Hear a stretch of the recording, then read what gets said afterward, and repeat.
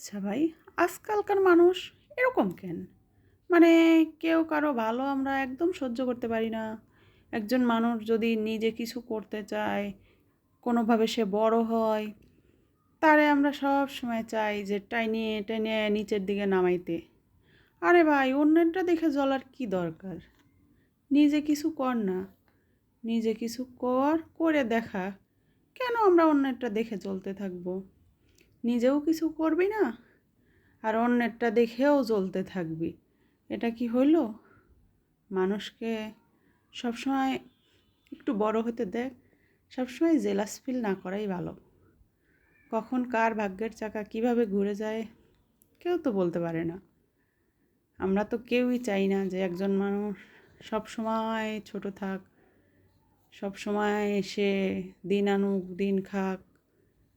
আমি অন্তত চাই রে ভাই, যে একজন মানুষ যে জীবনে অনেক বড় হোক, অন্তত অন্যের কাছে জানি কারো হাত না পাতা লাগে, এরকম বড় যেন সবাই সবাইরে করে। অথচ আমাদের চারপাশের মানুষগুলো মানে এমন যে অন্যের কিছু, দেখো একটা গাড়ি কিনলো, কয়টা টাকা হইছে, বাবা তারটা দেখেই আমার জ্বলা শুরু হয়ে যায়।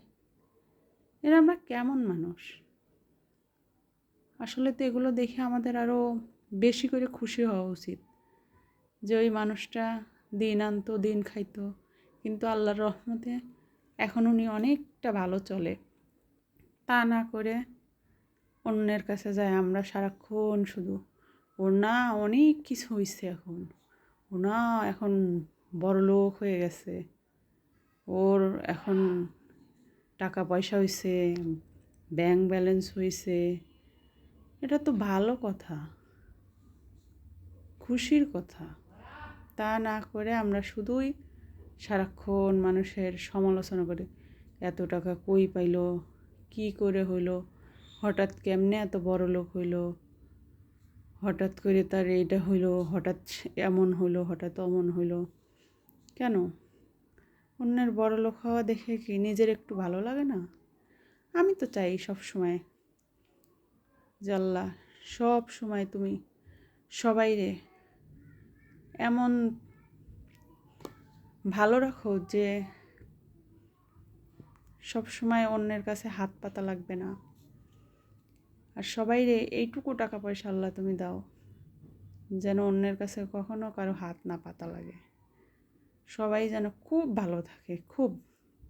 সে যদি আমার অনেক বড় শত্রুও হয়, আমি তার জন্য সব সময় এই দোয়া করি যে আল্লাহ তুমি তাদেরকে সুস্থ রাখো, আর এমন তৌফিক দাও যেন কখনো কারো কাছে তার হাত না পাতা লাগে।